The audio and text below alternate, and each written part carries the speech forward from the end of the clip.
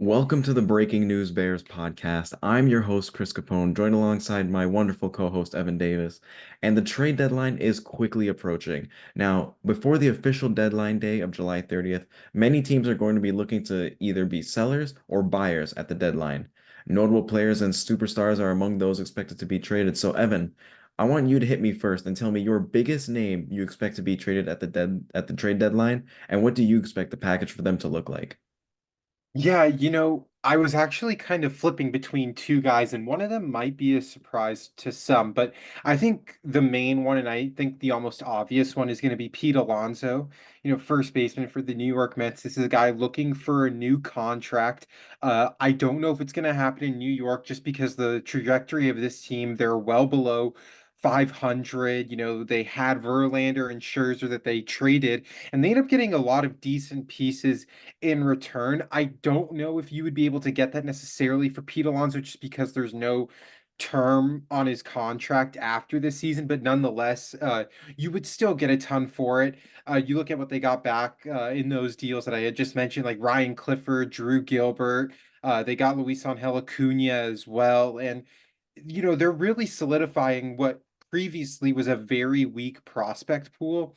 And when you look at teams that might be interested in a first baseman, there's certainly a ton of them. I'd always been regurgitating the Milwaukee Brewers as a team that needed to get a first baseman, and they end up doing so with Rhys Hoskins. I wouldn't be surprised to maybe see them, maybe enter in the sweepstakes for a guy like Pete Alonso, just because, would you rather have Pete Alonso or Rhys Hoskins? No disrespect to Rhys Hoskins, but Pete Alonso is just a significant, significant upgrade. But when you look at a team that could be after him, it's hard to find one that like you can that's also um a contender, but I maybe look at a team.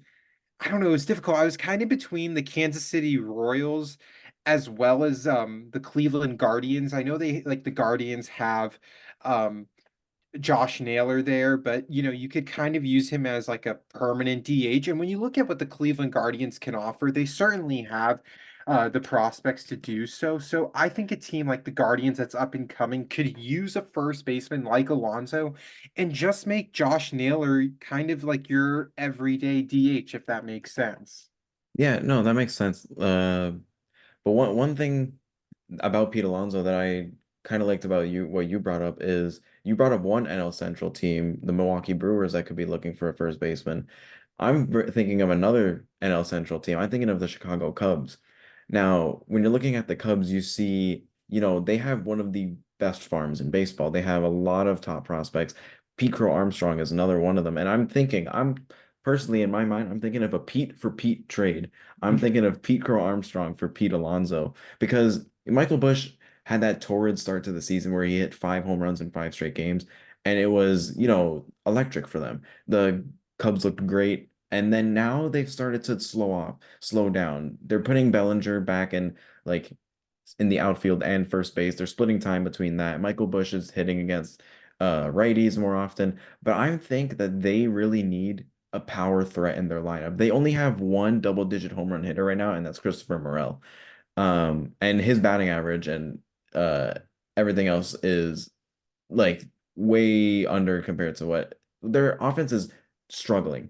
And I think if you can plug in a Pete Alonso into that lineup, you can trade a Pete Crow Armstrong, you can trade a Kevin Alcantara. They have the prospects that you wouldn't even need to give up one of your really top prospects because Pete, Pete Alonso is a free agent at the end of the year, and Scott Boras is notable for, not signing contract extensions during the season. So the Cubs wouldn't have to really offer the Mets some of their top guys because knowing that, well, we know there could be a chance that he doesn't show up or doesn't sign an extension right away. So yeah, that's one of the I was thinking of Pete Alonso to the Chicago Cubs just because they're a team that needs the offense right now and they're really struggling and they need to fortify that lineup. Yeah. I agree. A lot of great choices. I mean, a lot of teams, there aren't many teams out there in Major League Baseball that have like that solidified power bat at first base. So I think a lot of teams would still make competitive offers. Yeah, and I just think the depth in the Cubs farm system makes them the most like appealing choice for the Mets to deal with because with Alonso being a free agent, you might not get a team's top three, one of the team's top three's prospects. You might get a team's like fourth or fifth best prospect. But that's just simply because there's no security in making a deal with the Mets right now, knowing that you Alonso could walk in the offseason. Hmm. Now, one of the other teams that has unfortunately gone through many or a big injury in their lineup is the Atlanta Braves. Hmm. And one of the pieces that I thought the Braves could potentially make a trade for, and even though it would cost them their entire farm and then some, I was thinking of a Luis Robert Jr. trade to the Atlanta Braves, but I understand that the Braves would be literally hung out for dry. They would be out of prospects. Their top 100 or their top 50 prospects would look like the team's like a double A team that's won like 12 games the whole year. But I think with that injury to to Acuna, you can fill out your outfield with a very similar talent, knowing that you're not going to replace Acuna's production, but the White Sox are looking at potentially trading him or Luis Robert and Garrett Crochet, two of their, best performers this year. And you're going to have Michael Harris playing center field anyway. You don't have to put Luis Robert Jr. in center field. I just thought that would be a better trade for the Braves to make to plug in somebody into their outfield spot rather than having Adam Duvall and Jared Kelenic like roaming the outfield. Where Kelenic and Duvall, yeah, they're solid enough, but they're not going to be they shouldn't be your everyday outfield if you're looking to contend. And I think you risk selling the entire farm for getting somebody who's under team control until 2027. Yeah, I mean, Luis Robert Jr., you always talk about potential with him because he's never healthy. And, Yeah. that's the only thing is like, is a team really, like, if anything, I would just ask about Garrett Crochet or, and then you can make a trade with that. I just like, you look at Luis Robert Jr., he's only played in 8 games this season outside of last year when he played in 145. I mean, 38 home runs is really, really good, but 98 games the season prior, 68 prior to that. Like, this is a guy that just can't stay healthy. And, maybe that's because he doesn't feel like rushing back, uh, playing for a team like the White Sox. I mean, you see guys like Kristaps Porzingis in the NBA who were not healthy, and then all of a sudden he goes to a contender like the Celtics and he's healthy all the time. Yeah. So I don't know. It's just, and you look at the Atlanta Braves. I mean, they only have their top two prospects are the only two that are in MLB's top 100, and it's two right-handed pitchers that are MLB ready within the next 1 or 2 years. And even their number three, Schwellenbach, who just made his MLB debut, like he's their third best. Like the issue with the Braves is that their top five prospects are all right-handed pitchers, which teams aren't really raving about. But I don't know. I really think it might be a trap trading for a guy like Luis Robert Jr. I mean, if anything, I would trade like maybe two of your top 15 prospects just to get Crochet. Yeah. That's what I'm thinking. Like the White Sox are obviously going to be selling. They are the worst team in baseball, and they do have a lot of other players like Tommy Pham that they could sell off, but they aren't going to get you as much of a haul. And while Garrett Hmm. Crochet, he is the guy that will get you a haul. I'm sure a team like the Orioles could also definitely be looking for adding another piece to their rotation. Hmm. But I think you could stock your farm system for the next like 10 years if you sell Luis Robert right now. Hmm. Um Now you could let him try and prove himself. I say there's still a lot of time till the trade deadline. There's still over almost 2 months to the trade deadline, and Hmm. Luis Robert just came back from the IL. If he can really boost his value in this time, I think some team will overpay just because you know what you can get. And if he does sustain injuries, it's your choice. Any player can get injured at any time. Hmm. Uh, Even if you were sustained, like Acuna gets injured again, it would just be like more depth, pretty much, because you're the not the Cubs, the Braves are obviously looking to contend, and you're not gonna really contend with an outfield of Adam Duvall, Jared Kelenic, and Michael Harris the second. As much as Michael Harris is a dog in the outfield, Hmm. like you need the offense. I think I saw something their combined batting average in the last couple of months is like or last couple of weeks is 229, all three of them combined. And you're not going to win a lineup with your Mm, outfielders hitting that poor. yeah. So I think a team like the Braves would need to look to add a solidified bat in their outfield, and Hmm. you take the risk running with injury, but you if you want to contend for the next multiple years, you can even wait until Acuna gets healthy for next year, and then you have Luis Robert and Acuna in the outfield. Um, Yeah, yeah, that's fair. the next trade I was thinking about was there is a team in the AL East that is struggling with a particular shortstop, Bo Bichette. Now, at first I was thinking a trade to the Dodgers, and I was Hmm. thinking moving Mookie Betts back out to the outfield. But one of the teams that I was thinking they could plug in either Bo at second or at shortstop would be the Mariners. And the Blue Jays would be receiving the Mariners number three prospect, Colt Emerson, who also plays shortstop. This Hmm. would be like the most like one for one swap. You get a top three, you get a team's one of their top prospects for Bo, and you get another shortstop, and that's somebody who's going to come up in 1 year by then, and there you go. You already have your next guy for the outfield. And JP Crawford has been struggling this year for the Hmm. Mariners, and they're looking to win the division. And as much as like the Seattle Mariners fans love JP, and he is a great player, but he doesn't really hit for power. He hit for 19 home runs last year, and that was the most in his career by a long while. And I think you could plug up that middle infield with a Bo and JP kind of uh tandem at first at second and shortstop. Now I don't know if JP is really into playing second because they did trade for Jorge Polanco in the offseason, Hmm. but he's had his defensive struggles, and the Mariners knew this when they traded for him. So I was just thinking you could trade for Bo Bichette and you could put Bo at second and have this infield of Ty France, Polanco, JP, and Bo.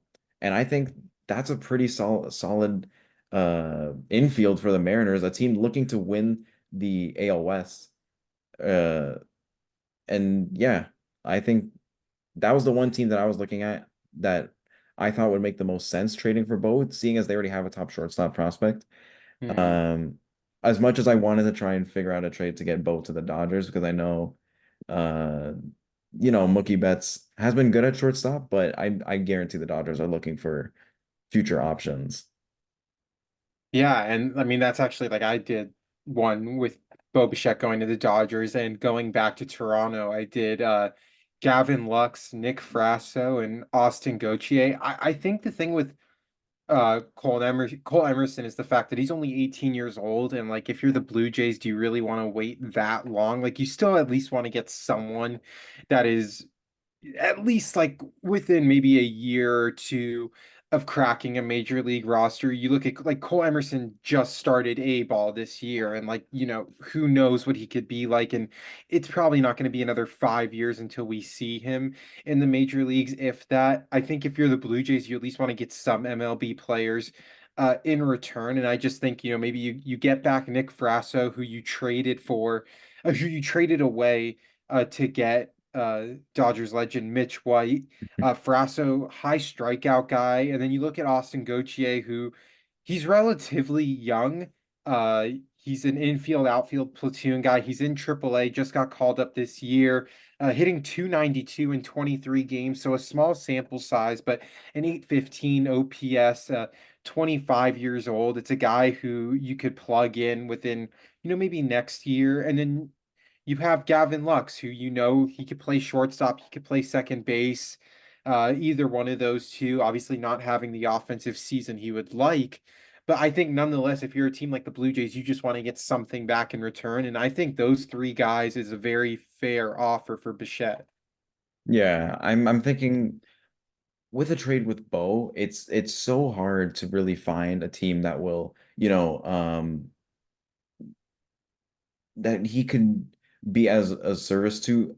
like right away as a contender. Like, yeah, the Dodgers would be the one team where it's like you can put Mookie Betts back in the outfield and have Bo running shortstop, and you're probably better for it. It's probably better for the Dodgers. I'm sure the Dodgers are looking at options to put at Hmm. shortstop because Mookie Betts, as great as he is, he's not your long-term shortstop. And Hmm.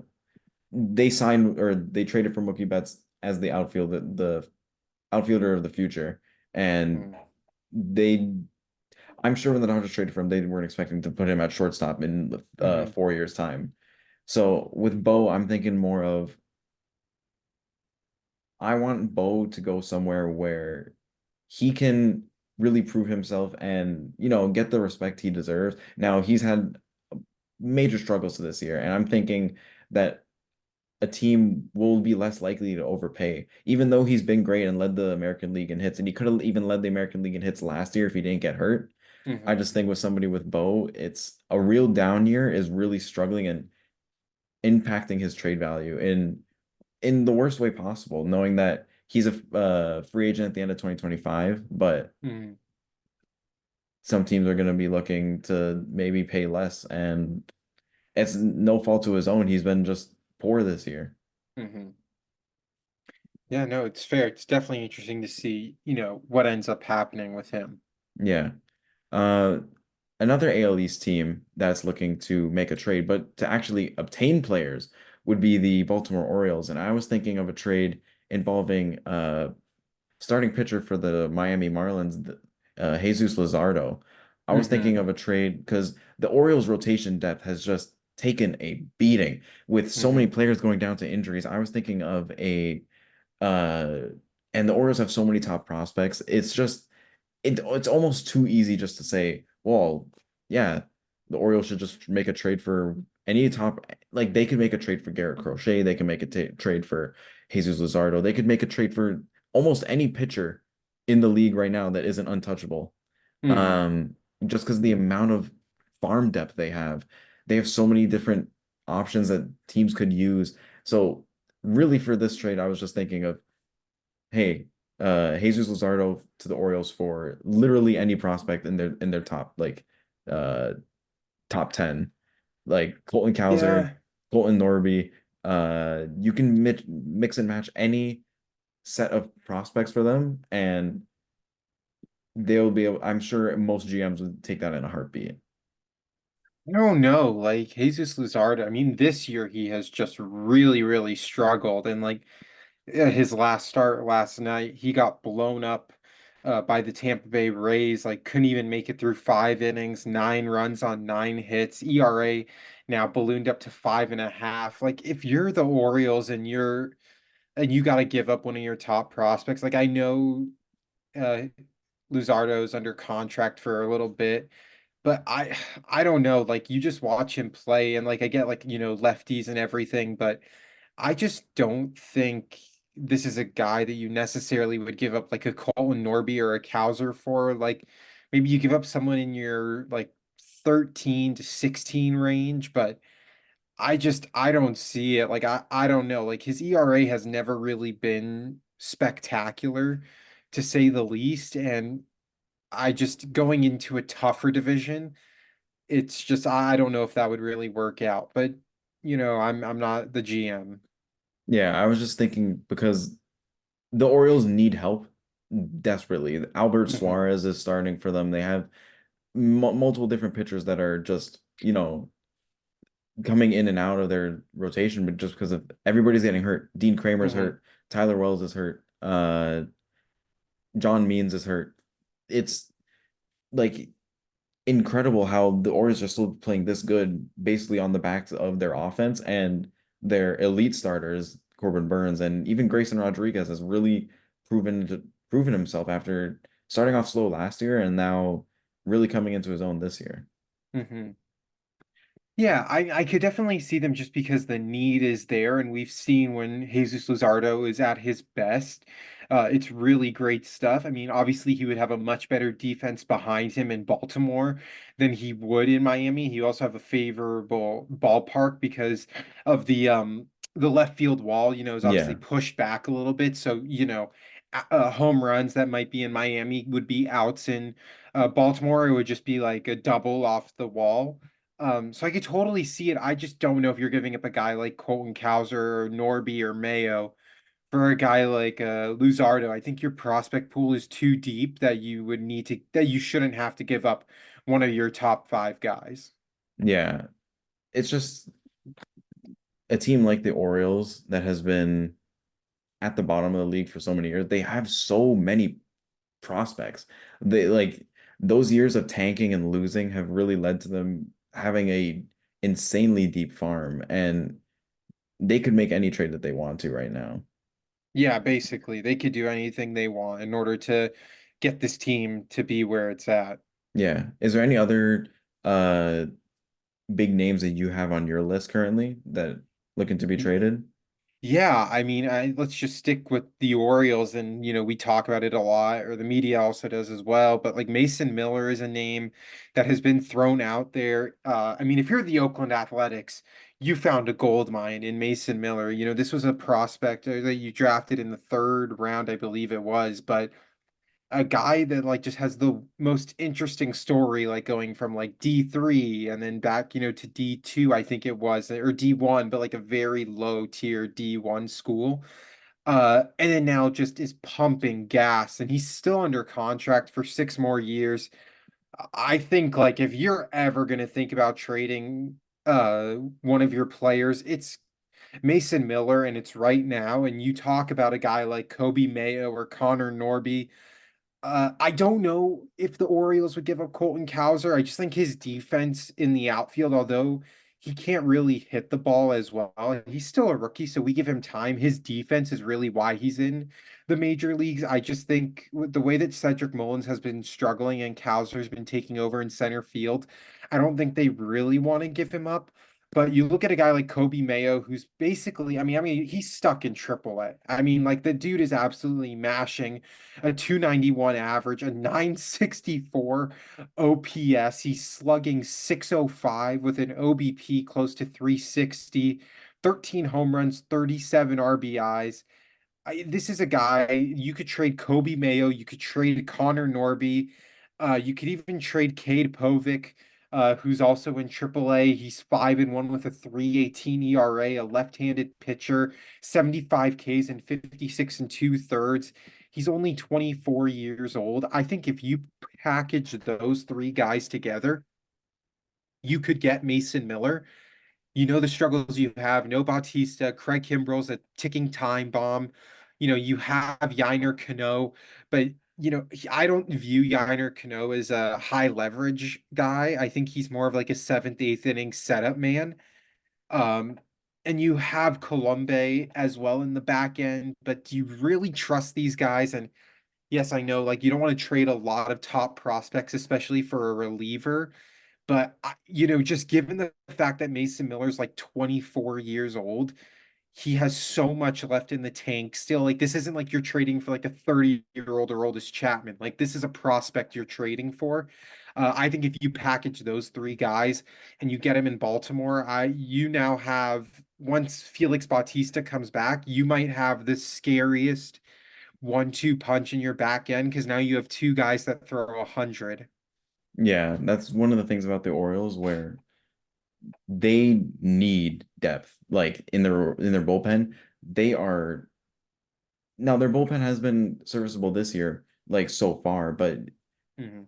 you can't I just don't see it where this bullpen is going to last and Mhm. really be effective in October and November, where it really matters the most. Yeah. And that's the issue that they have is like, they were trying to see if they could get as much as they can out of Kimbrel, but I mean, even with the amount of games that this bullpen has blown, they're still only 2.5 back of the Yankees. So, I mean, this team has what it takes. I think they just need, look, you can only have so many top prospects. Like Yeah, at some point, you they have to either make a play deal. on, yeah, like at some point, you figure out, do they play on your team? Or do you trade them? And that's the beauty, is that you could trade them and you still keep the rest of your major league roster. And I think for a team like the Athletics, they say, we're not going to trade Mason Miller. Like, I'm calling their bluff. If they get an offer like that from the Baltimore Orioles, how can you say no? Because you Yeah. need offense at this point. Like, a reliever is only going to do so much for you, and a team would get more out of Mason Miller, like a contender would, than the Oakland Athletics. Yeah, yeah. The Oakland A's aren't really going anywhere right now, and if you can build up your own farm system by taking a piece from the Orioles, it's any help. Mhm. Yeah, so that's enough about the Orioles pitching staff. Let me hear your last trade, Evan, and then we'll wrap this episode up. Yeah, I was looking at a guy, we're gonna stick with the American League here, and I'm looking at a guy like Alex Bregman, who I think could be on the move. You look at the Houston Astros, I mean, they are just falling at every possible turn. They've lost so many pitchers to injury. They just lost Urquidy to injury. I believe it was Valdez that's also, or Christian Christian Javier and Javier. Christian Javier and Urquidy both done for the year. Verlander, you could see he's still getting back into it, but you look at a guy like Alex Bregman who's nearing the end of his contract, and it's just how much money are you willing to spend? Obviously Jordan has his money. Kyle Tucker's going to get his money again. He's going to get another big payday. And you just look at a guy like Alex Bregman, the third baseman, who I think a lot of teams would be willing to trade for and then also willing to then sign. He's currently in the final year of his 5-year, $100 million contract. He's going to be a UFA next year. Do you let him walk? You don't know. I think they should let him walk just because you look at just their salary cap and everything. It's just they have a lot of guys in their payroll. I apologize, that are making a ton of money, like Altuve, Bregman now, Verlander, Abreu, Hader, Presley. They have relievers that are making well over $10 million, and you're eventually going to have to pay Jordan Alvarez. You're eventually going to have to, or you re-upped already with um Altuve, but and then Kyle Tucker's going to need his money. There's just a lot of mouths that need to be fed on this Astros team, and I'm looking at a team, uh, and this might, see how it works out. But I was looking at the Washington Nationals as a team that could be trading for Alex Bregman. Obviously, they have Brady House um, in their farm system, but he's still only 21 years old, playing in Double A. Like, there's no way he's in the major leagues within the next 3 years. Like, I could see House maybe coming up at age 25, maybe. He's only hitting 236 in Double A. So he's still, feeling it out and everything. But you have a lot that you can offer to get Alex Bregman, but I also just don't think it would take a ton. Like maybe one guy in your top 10 and then another one in that 15 to 20 range uh, for the Washington Nationals. And you just look at what they have. I mean, James Wood has a lot of potential. I'm surprised he hasn't been called up to the major leagues yet. He's hitting 355 in 45 games this year in AAA with a 1061 or 1061 OPS. I mean, he's just absolutely mashing the ball right now. 22 total extra base hits. He's like Juan Soto at the plate. 35 walks, 37 strikeouts. You obviously have Dylan Cruz coming up. There's just a lot that they could offer. I could see a guy maybe like Dalen Lyle, who's currently in high A right now. For them, 21 years old, a left-handed bat that plays the outfield. You could use a few more outfielders if you're the Houston Astros. Obviously, you have Kyle Tucker, but outside of that, it's Mauricio Dubon, it's Chas McCormick. Just not a lot of like eye-catching names. And then, if you're the Nationals, you want to throw someone else in, maybe a guy like Jackson Rutledge, who is MLB ready maybe by next year or even the year after that, currently in AAA. So numbers got beat up a little bit in his time in the majors, but I think with consistency, he could be solid. So those are maybe two guys that it would take to get a guy like Alex Bregman. But I think if you're the Nationals, you're kind of you're in like a subpar division. I mean, obviously it's still a very solid division, but in due time, the Nationals could be a team that we look at as one of the better teams in Major League Baseball. Yeah, the Nationals have made great deals, especially the Juan Soto deal, getting, CJ Abrams. They have the nucleus that will eventually grow to be what I believe will be one of the top teams in the National League because they have such good talent right now in their minor league Hmm. system that if they all continue to develop the way that they're projected to go, they're going to be insanely good. And that's going to make the NL East one of the I believe one of the top divisions in baseball. Once the Nationals really start kicking it into gear, James Wood gets called up and starts hopefully mashing in the big leagues. Hmm.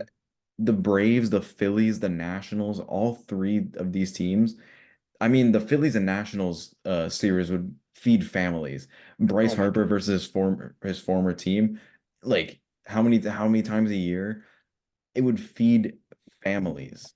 Hmm. I'm That's the one thing I'm hoping for with the Nationals. Make a good trade and just you have already accrued so many good prospects and you've done a really good job at scouting them and making this farm system as good as it is.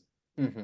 They just need a couple more pieces to add to their lineup to, they need a better rotation first. And Hmm. unfortunately, the Steven Strasburg injury and money that is owed to him is detrimental to their team right now. Hmm. But that would be one of the teams where they could even look for some pitching depth. And I'm not saying it would happen this year at this trade deadline, but future years down the line, they could be one of the teams that once acquiring uh more pitching depth, Hmm. it would be a great, the NL East would be elite once the Yeah. Nationals are great.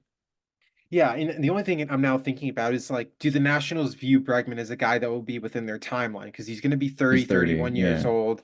So, like, that's the only caveat. But I think You do with, need a veteran voice though with a team like yeah. that, and he's still really good at his age Hmm. that you can sign him long term and his arm he's projected to still be a great third baseman for many years.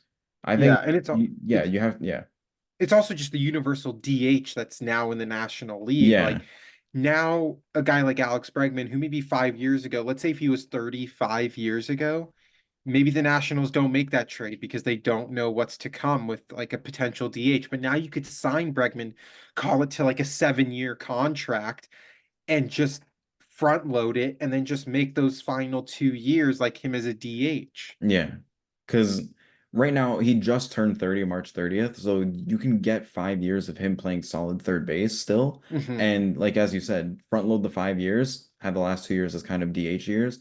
I think that would be one of the key moves for this Nationals team. Because you need to have veteran hitters and voices in that lineup. And somebody like Bregman who's been there, done that twice. Hmm. I think that would be one of a really great addition for this team. Yeah, and they have Abrams, they have Thomas, they have Gore, Yeah. like they have a solid nucleus. But yeah, I agree. If like the Strasburg contract sucks, but like this free agency class in terms of starting pitchers, you wonder how competitive the Nationals might be because we're seeing how all these other teams are dropping with injuries. Why not just go for it? And especially with the third wild card spot now a thing. We've seen the Diamondbacks take that third wild card spot and turn it into a World Series or into a pennant. Yeah, the Why Phillies, same can't the thing. Yeah, why Philly, can't the Nationals do that? Like if they are willing to spend money on some top solid starting pitchers and make Mackenzie Gore maybe backseat him to your number three, then you have a solid top three. yeah, yeah. That's one of the beauties of the sport, where they're always adding more to baseball, where Hmm. that third wild card spot really puts a lot of teams. Once you make it, you can go on a hot streak. Hmm. It's been multiple years where the lowest seed in the National League has made it to the World Series. It's Hmm. not impossible as long as you make it there. You give your team a chance, and a team Absolutely. a team like the Nationals could fit that bill. 2019, they started off poor and they ended up turning it into a World Series with young talent and veterans throughout their lineup. Hmm. I think they could replicate what they did back in 2019 by making smart deals like they did back then, Hmm. and it's still the same management. It's Hmm. it's not impossible to think that you see a struggling Astros team and you see a player that is scheduled to become a free agent and you sell some of your lower top end prospects, not like your 10 to 13, 15 range, and you make that deal with the hopes of adding towards it in the future. Hmm. So anyways, I think that'll just about do it for this episode of Breaking News Bears. I once again want to thank my wonderful co-host Evan Davis and the Trade Machine on ESPN for helping us put together some of these deals. But yeah. Thank you, Trade Machine. But yeah, that'll just about do it for this episode. Thank you guys once again for listening, and we will see you all next time. Peace.